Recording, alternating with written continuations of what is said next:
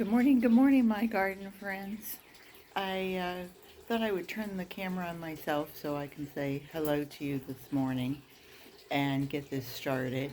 And I'm one of those ladies who has her hair up more often than she has it down. My hair is quite long for being 71 years old, and having it up in a bun keeps it out of my way, and I get to get my jobs done without worrying about hair wisping across my face. So that's my story. Anyway, I'm out on my back porch this morning. It's a lovely Saturday morning here in Windermere, Florida, Zone 9B, and we are real close to Disney World. It's just about a mile to the south of us.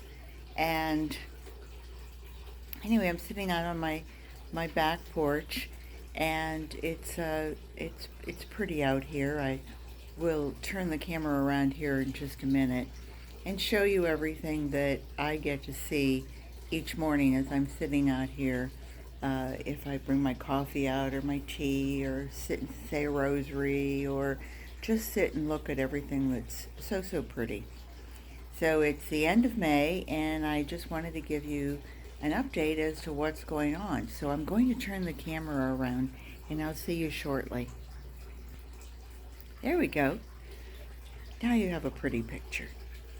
Anyway, this is my back porch, and as I said, I'm in Central Florida, and I have porch plants that could also have been outside in-ground plants. I have plumeria growing, and I have spathiphyllum growing, and spider plants,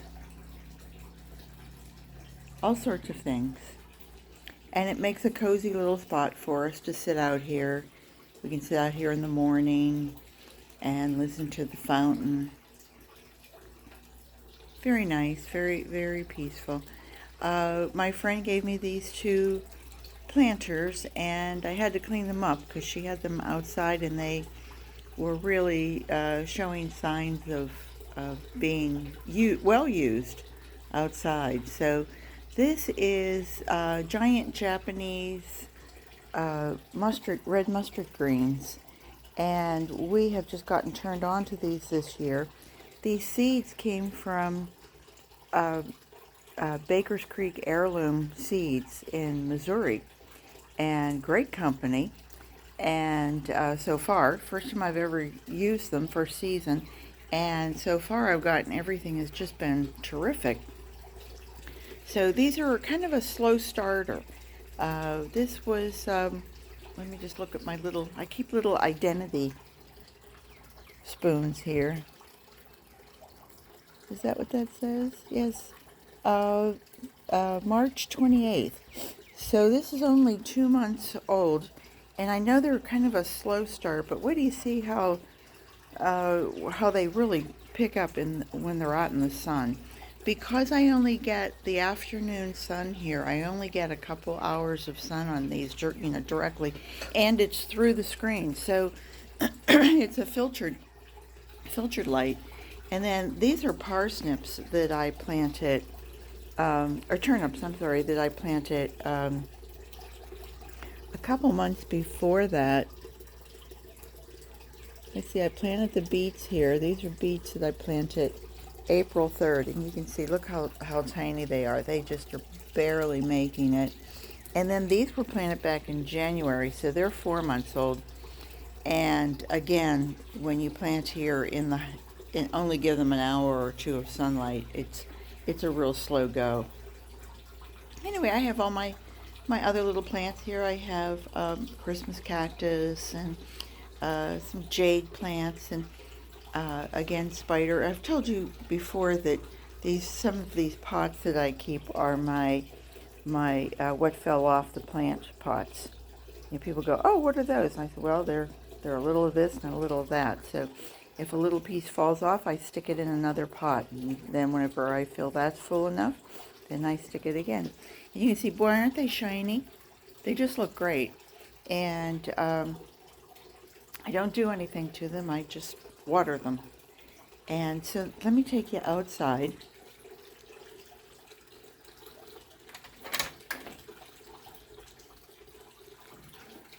It's still pretty early, so I don't want to be too noisy here being outside. And these are tea plants. I finally cleaned them up. I took all of the winter tattered dead leaves off of them. I can see I've still got a couple, and these are pretty easy to come off. They will peel back on this. I'm saying that they're so easy, but there you go. See, they just break off. But most of them have rebounded nicely. I've underplanted it with some coleus and some peace lily. Sorry, I couldn't think here. It's so early this morning. But the coleus comes back like a weed, doesn't it? Look at that. I didn't even seed it this year. I just let it go. But it makes a nice setting. And I have it on the other side of the yard at the same area, so that it kind of gives a balance to my yard.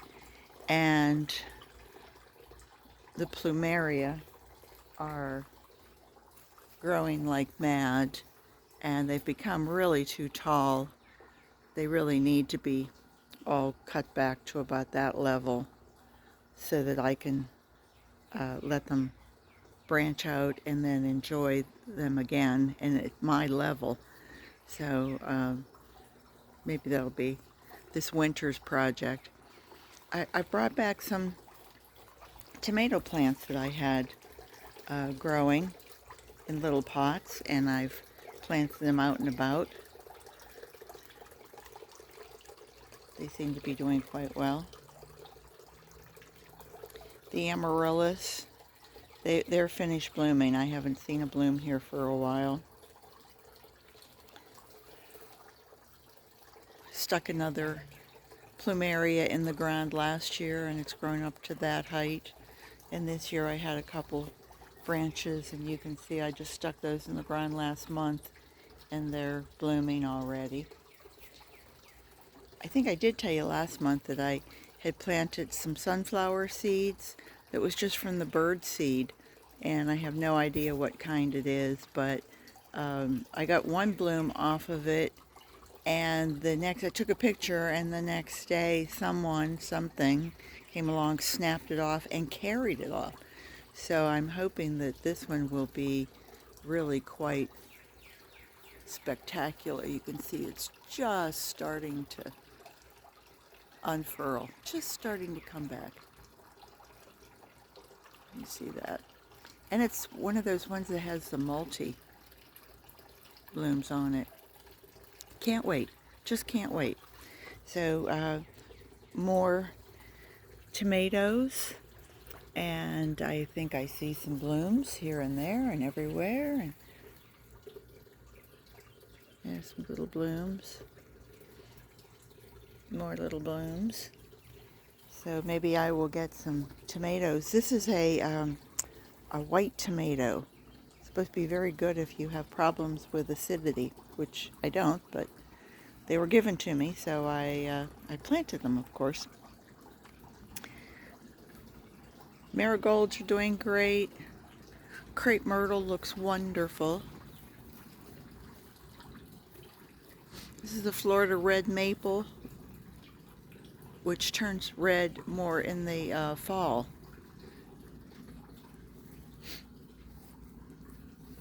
I planted the marigolds underneath this year just to ward off any tomato hornworms that are going through, so they don't attack my tomatoes. And so far so good, knock wood.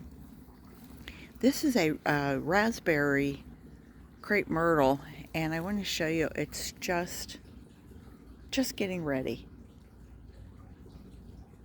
I would guess in another, maybe a week, we'll have blooms.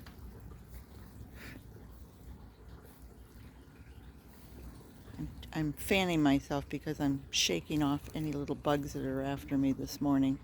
The caladiums are starting to pop. For us, this is a bulb that can stay in the ground year round, and then it comes back in the spring. As a matter of fact, Lake Placid, Florida is about an hour and a half from us, and it is the top growing spot in the world for caladiums. So I've, I buy my bulbs from them, and they have always performed well. Purple fountain grass. I planted this as a little 4-inch pot, and I planted 4 of them. 3 came back. The 4th one I had to pull out because it just didn't return. These are actually once they come up and then they start to have blooms. They have some really pretty blooms. I like using them in arrangements. They just really perform well and give such a really airy, beautiful look to whatever you're using it with. And the grass itself is a wonderful filler if you like to design.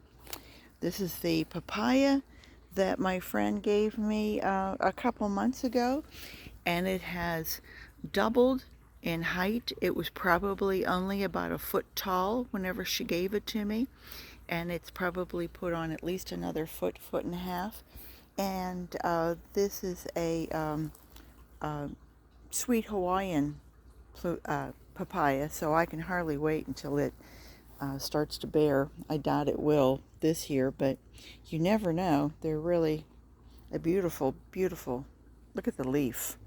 I mean, wouldn't that be great in a flower arrangement?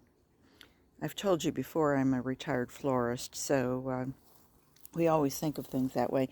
The bottom leaves, oops, it seems like the bottom one turns yellow and then falls off and has this beautiful crown of leaves at the top. I think that's just, the structure of it is just beautiful. Coming along over here, I have another big plumeria. It's all by itself. And as you can see, I need to come out and clean up the plumeria that have fallen. In the old days when we would get, like 15 or 20 blooms for the whole year, we just treasured each one. Now that we get hundreds, they fall to the ground, and I rake them up and put them in the compost pile.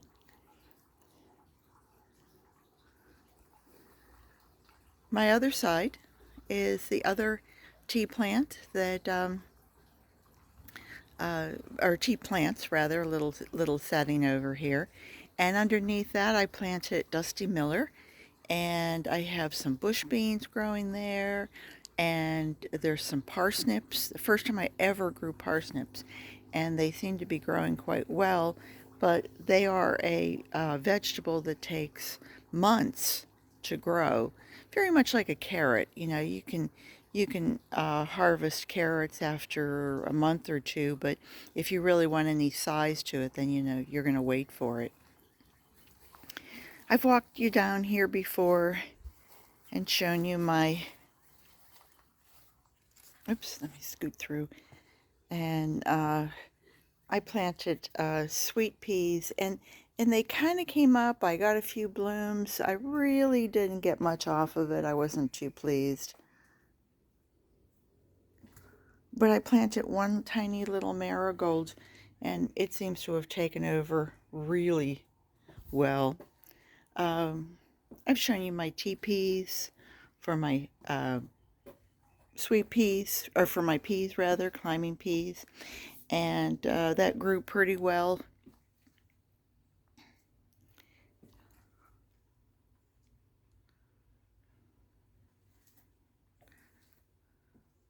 I'll probably start something else that might be vining up there later on, or maybe I'll just let this rest.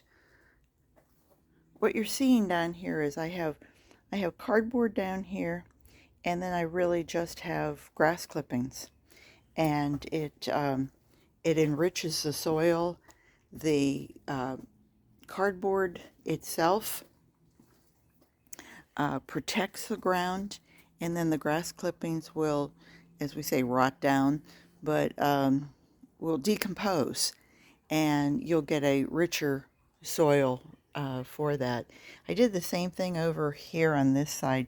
I used to have mother-in-law's tongue growing all along here, and it was quite beautiful until the mother-in-law's tongue took over and started lifting all the bricks. So that had to be pulled out. Not my best choice, but I got lots and lots of weeds, so I decided to use the just cardboard, like from cereal boxes and what have you, and then when we cut our grass, we put that on top of it, and it breaks down. We have a lot of oak leaves, so just step on it and it keeps the weeds from coming. Good idea, huh? Anyway, back to the main backyard. About 2 months ago, I planted some tomato transplants, and these are a plum tomato. I planted marigolds to the back of it, and I planted these plum tomatoes in front, and also some basil plants in between. And at first, let me turn around here. At first I thought, gee, these aren't producing at all. Well, this is an indeterminate tomato. And if you know the difference, a indeterminate tomato will just keep on growing. So God knows how tall these things are going to get. Excuse me. But they do seem to be producing. And they're still sending out blossoms, and they've got loads of fruit on them. And I think I'm going to be making tomato sauce here at some point. I can see more and more. Beautiful, isn't it? This year, as I see that I've got leaf miner, I have it very minor. So I'm just picking it off and also taking off the bottom leaves from these plants. I still have some carrots left, but I need to reseed my carrots and find another spot maybe for them where they will grow for the summer. My amaryllis are finished blooming, and I needed a place to put them, so I thought I would bring them back here. And let me see if I can write this guy one-handed. There we go. And what I do is, here's my sprinkler head. So these get watered. Things need to be watered here every day, and sometimes twice a day if it's really hot.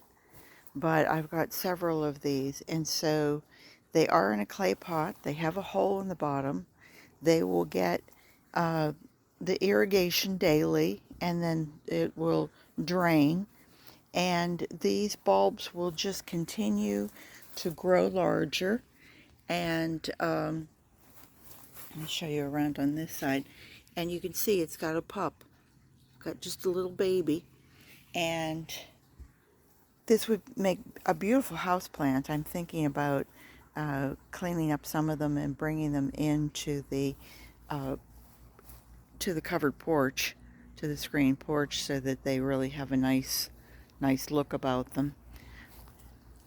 I planted some sweet pea slips, and you can see they're growing nicely, and I threw in a couple sunflowers in the center. And I've told you that coleus grows for us like a weed. Well, somehow a seed got in here, and it is just growing right along with it. So, companion planting, and same for back there. My hibiscus seem to be doing a-okay. I really have been working on these guys to keep them aphid free, and I think I've told you before that I take the BC powder, the stuff that people take for their headaches, and take a packet of it and put it in a 16-ounce spray bottle and spray it on the plant, and it seems to be keeping things at bay, keeping aphids at bay for about a week, maybe 10 days tops. But I think it's going to be an all-season, uh, you know, love it and do it, or just give up on hibiscus in my backyard because I seem to have an aphid problem. My teepees here, I have one here, and I have one over here. And here I have beans. These are a pole bean. And then underneath was an experiment to take the turnips that were growing in the my little Meals on Wheels on the porch, and I took some of them and I transplanted them. And they say you cannot transplant a root vegetable, and I wanted to see if they were right. And for about 3 or 4 days, they just looked like they were going to die off. I mean, they were just laying there like dead little soldiers. And now they seem to be perking up. And of course, compost and worm castings are of great help.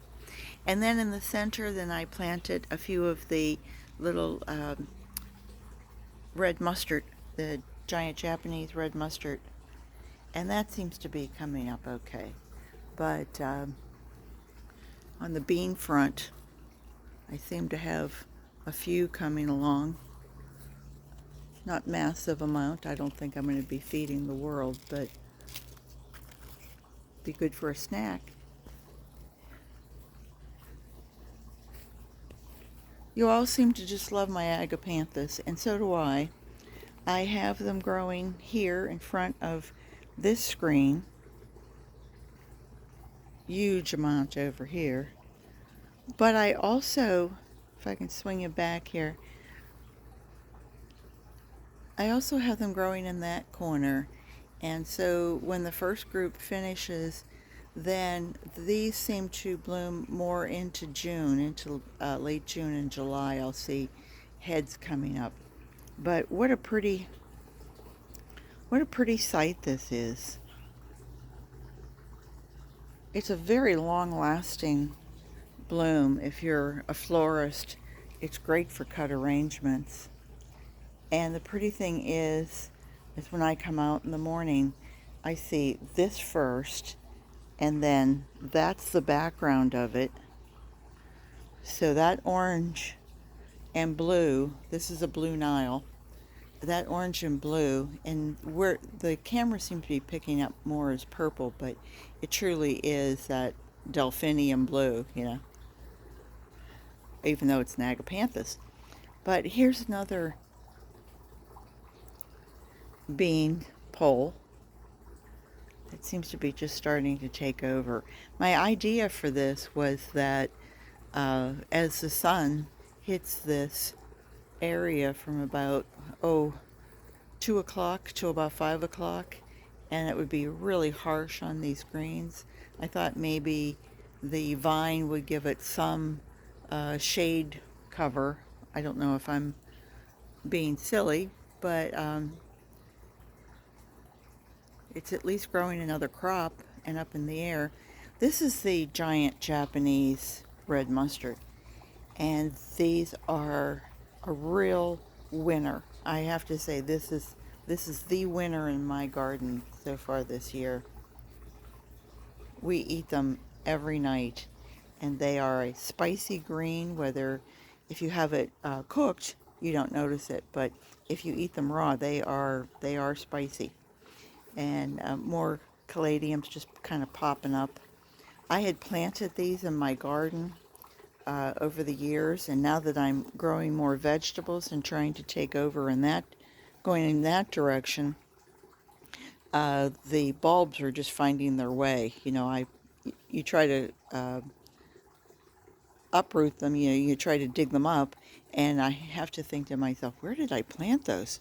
So the answer is I planted them here, and I planted them here, and I planted them here, and everywhere. So anyway, oh, there's a good view of the beans that are hanging. Who knows, we might have enough for a meal. This is the big girl. This is the star of the backyard, and boy, she knows it. There's I counted 15 blooms on it, and it might be more now popping up. But what a beautiful plant. And it's a collection of plants. It's a grouping. And it originally was in a pot at a friend's house, and they were throwing they were redoing their landscaping, and so they were throwing everything out. And I said, oh, wait, I got to have that. So I took this one, and I've cut off underneath. I've pulled out some of them, and I've distributed them throughout the yard. So probably the one pot has now produced maybe another couple dozen. They go into almost a shock the first year. You see them and they hang. They're not going to do anything. And maybe the second year they might put on a little bit of size. And by about the fourth year they start blooming. This one probably is that clump is probably about 6 years old. And this one is probably close to 12 years old, maybe 11. Here's my other hibiscus. And I think you can see it. It looks pretty clean. Yeah, I don't see any aphids on any of that. So fingers crossed that, it stays healthy. It's this time of the morning where they're all wrapped up. You see the the hibiscus. These are all wrapped up, but boy, give the sun a little chance to come out and dry them out, and then they will be huge reds.